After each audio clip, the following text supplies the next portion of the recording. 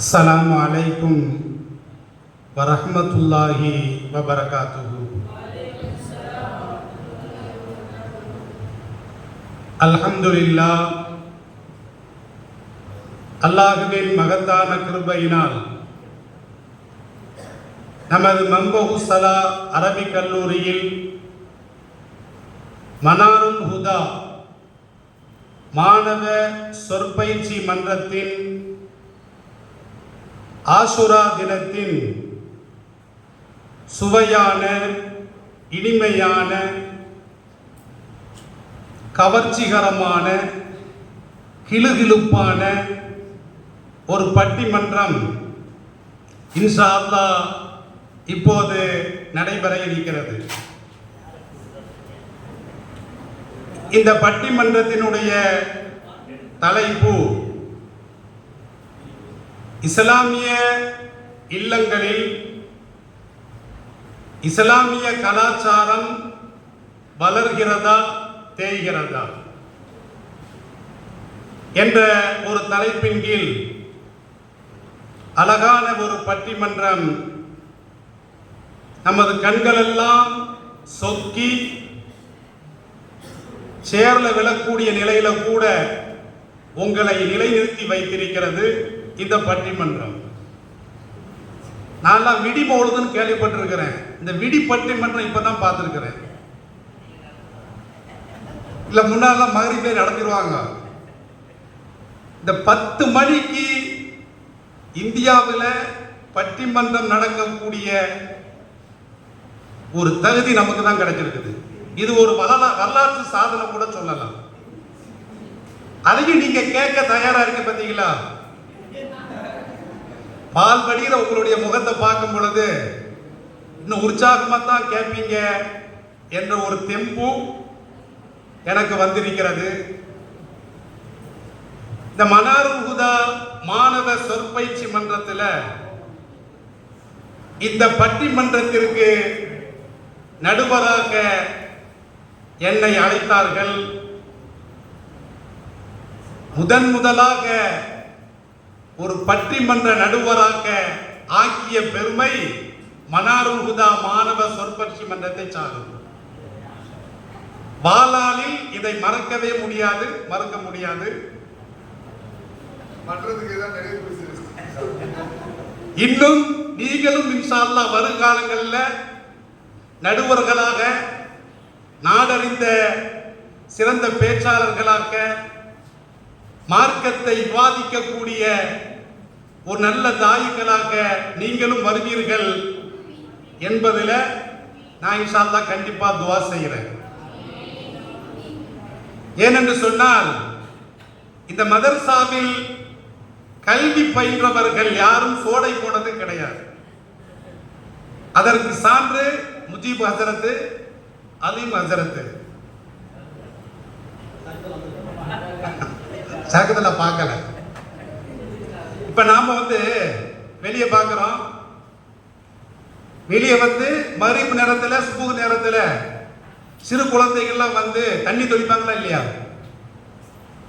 தண்ணி ஓதி தண்ணிய முகத்துல தொளிப்பாங்க. ஆனா நம்ம அப்துல் அலீம் ஹசரத்து கடலுக்கே தண்ணி தெளிச்சவர். ஏன்னா எங்க பெரியப்பா தொழில் வளம் ரொம்ப கம்மியா இருக்குது, துவா ஓத வாங்கன்னு சொன்னாரு. எண்ணி கூட்டு போனாரு. அவருக்கு என்ன துவா தெரியுமா? அல்லாஹும்ம பாரிக் ஃபில் பஹரி சமக்கன் அப்படின்னு தண்ணி ஊதி தொளிச்சாரு. அவ்வளவு பெரிய ஆளு. என்ன இந்த மதரசாவில் பயின்றவர்கள் எல்லாமே திறமசாலிகள், அதுல எந்த சந்தேகமும் கிடையாது. நான் ரொம்ப நேரம் பேசணும்னு நான் ஆசைப்படல. அதாவது பட்டிமன்ற மரபு ஒன்று இருக்கிறது. அந்த மரபை சொல்லி உங்களுடைய வாதங்களை, உங்களுடைய பிரதிவாதங்களை நீங்க எப்படி வாதம் செய்கிறீர்கள் என்று கேட்பதற்கு நானும் ஆவலுடன் எதிர்பார்க்கிறேன். இந்த தலைப்பு என்ன தலைப்பு அப்படின்னா, இஸ்லாமிய இல்லங்களில் கலாச்சாரம் வளர்கிறதா தேய்கிறதா? இஸ்லாமிய கலாச்சாரம் அந்த இஸ்லாமிய கலாச்சாரம் என்று போட்டதுனால யூத கலாச்சாரம் அதை பத்தி நாம பேசக்கூடாது. கிறிஸ்துவ கலாச்சாரம் அதை பத்தி நாம பேசல. இந்து கலாச்சாரம் அதை பத்தி நாம பேசல. ஆனால் இஸ்லாமிய கலாச்சாரங்களில் அந்நிய கலாச்சாரம் ஊடுருவி நிற்கிறது.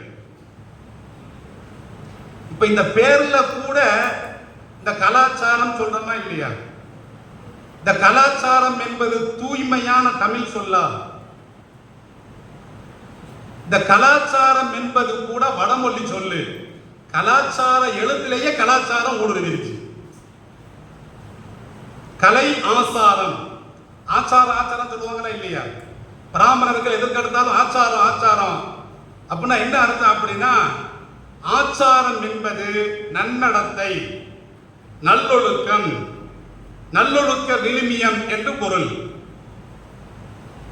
அப்ப கலாச்சாரம் இங்கிலீஷ்ல என்ன சொல்லுவாங்க? கல்ச்சர் அப்படின்னு சொல்லுவாங்க, அல்லது சிவிலைசேஷன் என்று சொல்லப்படுகிறது.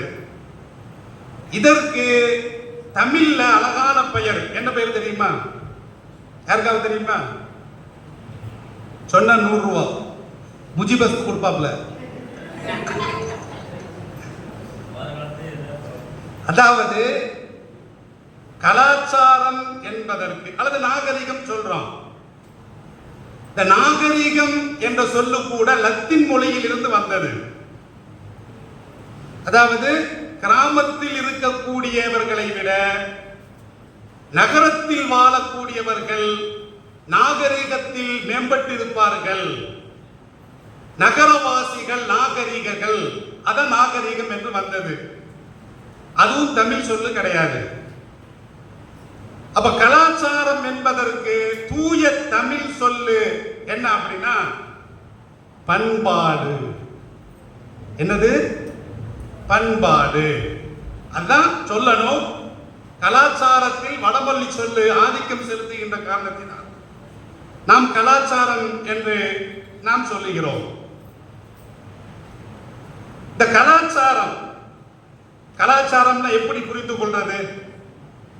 இஸ்லாமிய கலாச்சாரம் என்றால் எப்படி அறிந்து கொள்வது அப்படின்னா, இஸ்லாமிய நம்பிக்கைகளை சுற்றி எழுந்த பழக்க வழக்கங்கள் யாவும் இஸ்லாமிய கலாச்சாரம். இஸ்லாமிய கலாச்சாரம் என்னது? இஸ்லாமிய நம்பிக்கைகளை சுற்றி,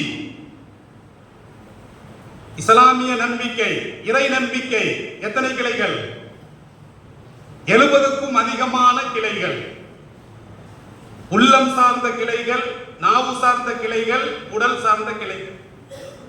70க்கும் அதிகமான இஸ்லாமிய நம்பிக்கைகள் இருக்கிறது. இதை சுற்றி எழுந்திருக்கக்கூடிய அந்த பழக்க வழக்கங்களை தான் நாம் இஸ்லாமிய கலாச்சாரம் என்று சொல்லுகிறோம்.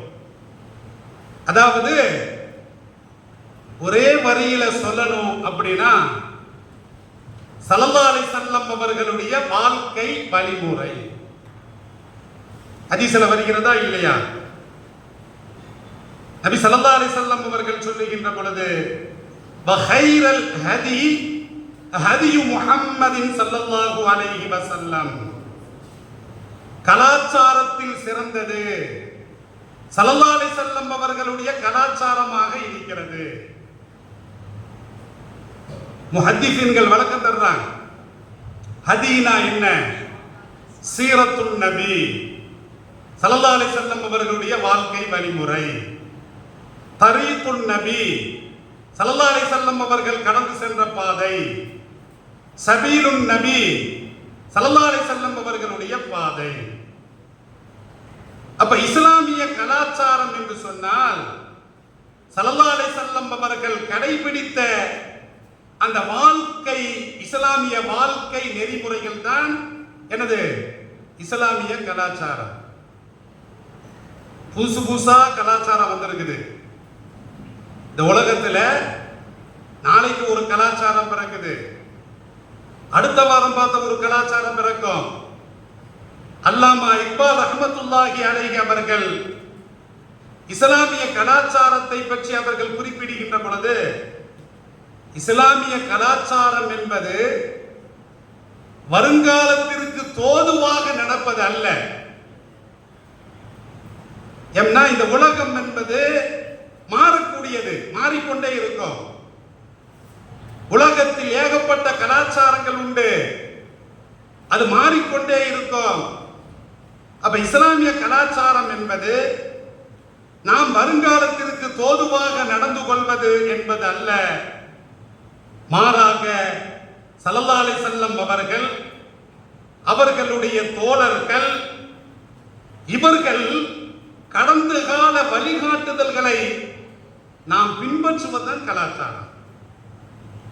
கடந்த காலத்தில் அவர்கள் என்ன வழிகாட்டுதல்களை நமக்கு தந்திருக்கிறார்களோ அதையே இந்த உலகம் உள்ள வரைக்கும் நாம் கடைபிடிப்பதுதான் இஸ்லாமிய கலாச்சாரம். இது நீங்க கலாச்சாரம்னு நீங்க வழங்கிட்டீங்க. இப்ப கலாச்சாரம் வளர்கிறதா தேய்கிறதா? இப்ப வளர்கிறதே என்று வாதாடக்கூடியவர்கள் அவர்கள் எப்படி வாதாடுவார்கள்? இஸ்லாமிய கலாச்சாரம் வளர்கிறது. உதாரணத்திற்கு அவங்க சொல்லுவாங்க, இன்னைக்கு ஆண்கள் மதரசா விட பெண்கள் மக்தப் மதரசா, நிஸ்வான் மதரசா மஹல்லா தோறும் நடைபெறுகிறது. அப்படிதானே? அப்ப இது இஸ்லாமிய கலாச்சாரம் வளர்ந்ததனுடைய ஒரு அடையாளம். நிஸ்வான் மதரசா ஊருதோறும் மஹல்லா தோறும் அழகிய முறையில் நடந்து கொண்டு வருகிறது. இது ஒரு உதாரணம் சொல்லலாம். இரண்டாவது உதாரணம் என்ன உதாரணம் சொல்லலாம் அப்படின்னா, இன்னைக்கு ஹஜ்ஜுக்கும் உம்ராவுக்கும் செல்லக்கூடியவர்களுடைய கூட்டத்தை பார்த்தா, ஒரு காலத்துல பீஜிக்கு போனவங்க அமெரிக்காவுக்கு போவாங்க, ஐரோப்பாவுக்கு போவாங்க, சுற்றுலாவுக்காக போவாங்க. ஆனால் அந்த கலாச்சாரம் எல்லாம் மாறிவிட்டு ஹஜ்ஜுக்கும் உம்ராவுக்கும் செல்லக்கூடியவர்களுடைய எண்ணிக்கையை நாம் பார்க்கின்ற பொழுது அதிகமாக இருக்கிறது. அப்ப இது இஸ்லாமிய கலாச்சாரம் வளர்ந்திருக்கிறது என்று ஒரு உதாரணம் சொல்லலாம். இன்னைக்கு சிறு பிள்ளைகள்லாம் பார்க்கிறோம், இளைஞர்கள்லாம் பார்க்கிறோம், தாடி எப்படி வச்சிருக்கிறாங்க, 1 முழம் 2 முழம் முட்டு தட்ட வரைக்கும் தாடி வச்சிருக்கிறாங்க. அப்ப தாடி வளர வளர கலாச்சாரம் இளைஞர்களுக்கு மத்தியில ஒரு இஸ்லாமிய ஒரு கலாச்சாரம் இருக்கிறது. இது நாம உதாரணம் சொல்லலாம். தேய்கிறது, அதற்கு நாம உதாரணம் சொல்லலாம். என்ன உதாரணம் சொல்லலாம்? இஸ்லாமிய இல்லங்களில் இஸ்லாமிய கலாச்சாரம் இன்று வளர்கிறதா தேய்கிறதா? தேய்கிறதுக்கு என்ன உதாரணம் சொல்லலாம்? இது முஹர்ரம் மாதம் தானே. இந்த முஹர்ரம் மாதத்தில் சில நபர்கள், சில இஸ்லாமியர்கள் 1 to 10 வரைக்கும் கசப்பு சாப்பிட மாட்டாங்க. கசப்புனா என்னது? பாவைக்கு சாப்பிட மாட்டாங்களாம். நான் ஒரு ஆட்டை கேட்டேன், கடைக்கு வந்தாரு, கறியெல்லாம் வாங்க மாட்டீங்க, கறி மசாலா வாங்க மாட்டீங்க, என்ன சமாச்சாரம் அப்படின்னா, அவர் சொன்னாரு, முஹர்ரம் 1 to 10 வரைக்கும் பாவைக்காய் சாப்பிடக்கூடாது, கருவாடு மீன் சாப்பிடக்கூடாது, கறி சாப்பிடக்கூடாது, நாங்க திருமணம் முடிக்க மாட்டோம், ஜல்சா கூட பண்ண மாட்டோம்னு சொன்னார். ஜல்சாலாம் புரிஞ்சிருக்கும். இது இஸ்லாமிய கலாச்சாரமா? இந்த முஹர்ரம் 10 அன்னைக்கு நீங்க பாக்குறீங்க, சப்பரத்தை தூக்கிட்டு ஒரு கூட்டம் அலையும். இந்த விளக்குக்கு என்ன செய்வாங்கன்னா, இந்த உப்புலாம் வாங்கி போடுவாங்க, மிளகுலாம் வாங்கி போடுவாங்க. மிளகு உப்பும் அமோகமா நடைபெறும். தூத்துக்குள்ள இருந்தா லாரியா வரும், காலியா போயிடும். இந்த முஹர்ரம் 10 அன்னைக்கு சில தாய்மார்கள், எல்லோரையும் சொல்லல, சில தாய்மார்கள் என்ன செய்வாங்கன்னா, வீட்டுல ஒப்பாரி வச்சு அழுவான். எங்க ஏரியாவுக்கு வந்து நீங்க காக்கலாம், லைவ்ல கூட காட்டுறேன். 10ஆம் நாள், முஹர்ரம் 10ஆம் நாள் இஸ்லாமிய சில பெண்மணிகள் என்ன செய்வாங்க, ஒப்பாரி வச்சு ஓன்னு அழுவாங்க. என்ன காரணம் அப்படின்னா, ஹுசைன் ரலியல்லாஹு அன்ஹு அவர்கள் கொல்லப்பட்ட தினம். அப்ப அதனுடைய துக்கத்தை 14ஆம் நூற்றாண்டுகள் கடந்த பிறகு இன்னைக்கும் ஒப்பாரி வைக்கக்கூடிய ஒரு கூட்டம் இருக்கிறது என்று சொன்னால் இது இஸ்லாமிய கலாச்சாரமா? ஸல்லல்லாஹு அலைஹி வஸல்லம் என்ன சொன்னாங்க? துக்கம் என்பது எத்தனை நாள்? 3 நாட்கள் தான் துக்கம் என்பதை அனுஷ்டிக்க வேண்டும். கணவன் இறந்தால், மனைவியாக இருந்தால் 4 மாதங்கள் 10 நாட்கள். எங்க சொந்தத்துல ஒரு ஆள் இறந்துட்டார். எங்க சொந்தத்துல ஒரு பெண்மணி இறந்துட்டாங்க, குர்பானி கொடுக்கல. நல்ல கவனிச்சுக்கிடணும். ஏன் கேட்டேன், 40 நாள் கழியில 40ஆம் பாத்தியா வந்த ஓதன பிறகுதான், அப்துல் அலி வசந்த் வந்து ஓதன பிறகுதான் குர்பானி கொடுப்பாங்கன்னு சொல்றாங்க.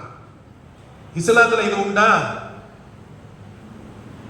இப்படி மூட நம்பிக்கைகள், இஸ்லாமிய கலாச்சாரங்கள், ஸல்லல்லாஹு அலைஹி வஸல்லம் அவர்களுடைய அந்த வழிமுறைகள் இன்று எப்படியெல்லாம் பாழாக்கப்படுகிறது என்பதை நாம் பார்த்து கொண்டு வருகிறோம்.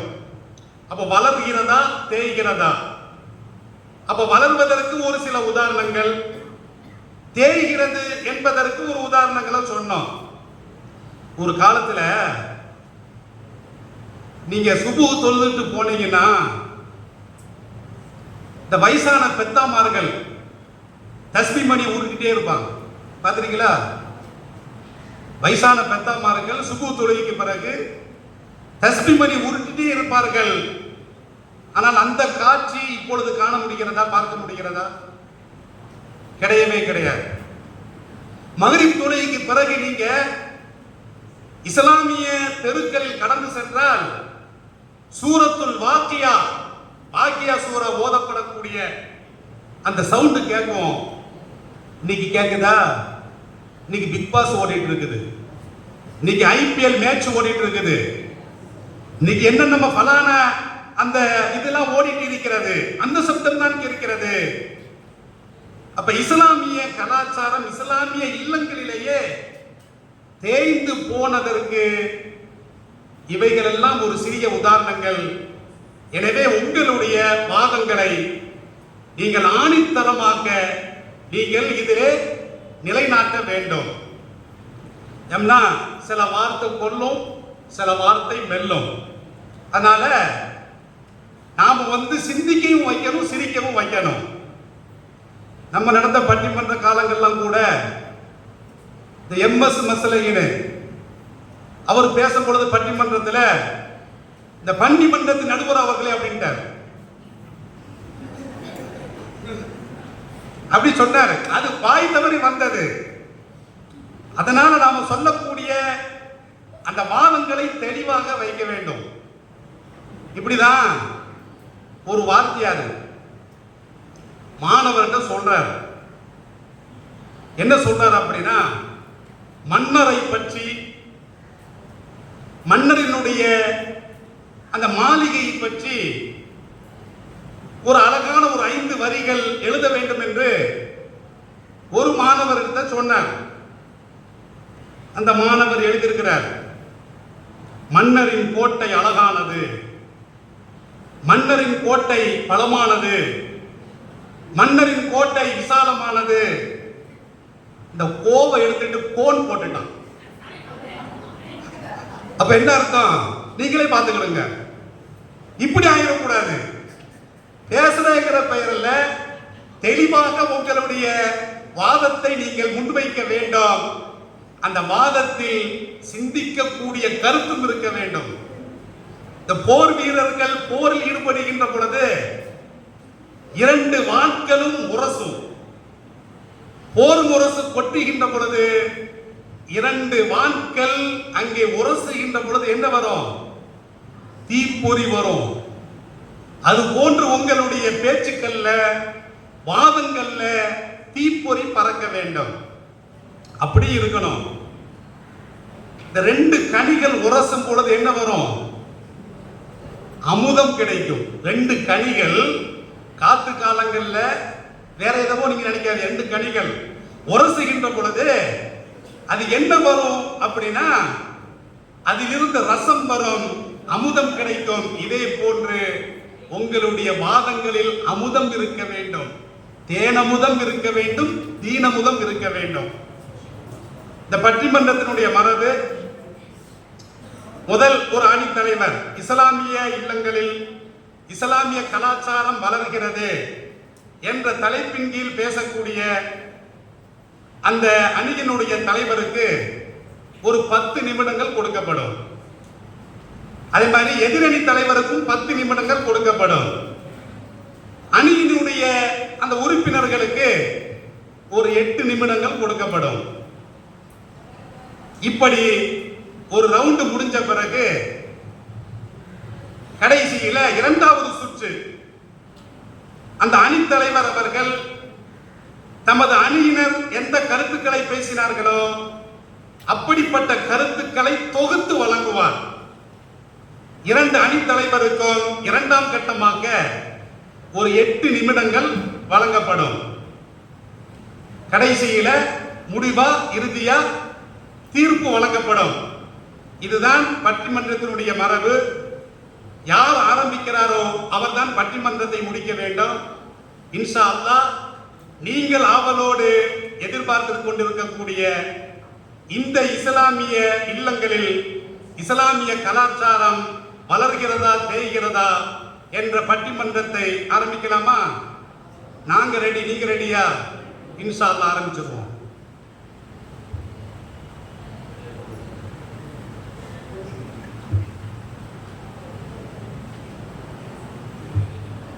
வளர்கிறது என்ற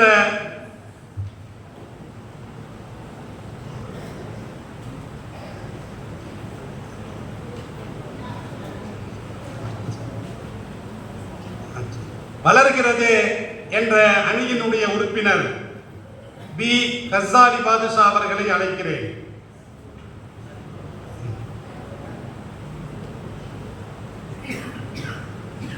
நாரே தக்பீர்.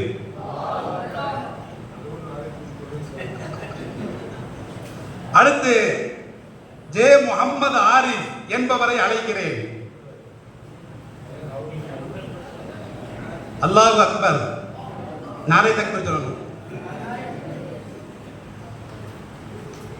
அடுத்து வளர்கிறது என்ற அணியின் சார்பாக எஸ் இன்ஆமுல் ஹுசைன் அவர்களை அழைக்கிறேன்.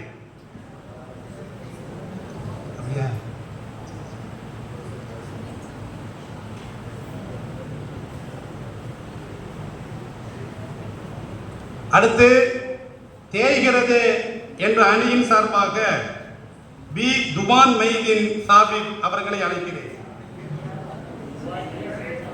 துபான்.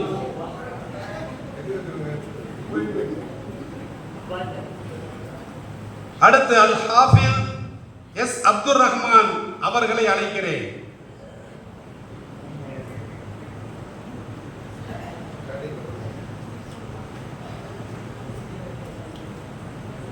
அடுத்து எஸ் முஹம்மத் ஆபித் அவர்களை அழைக்கிறேன்.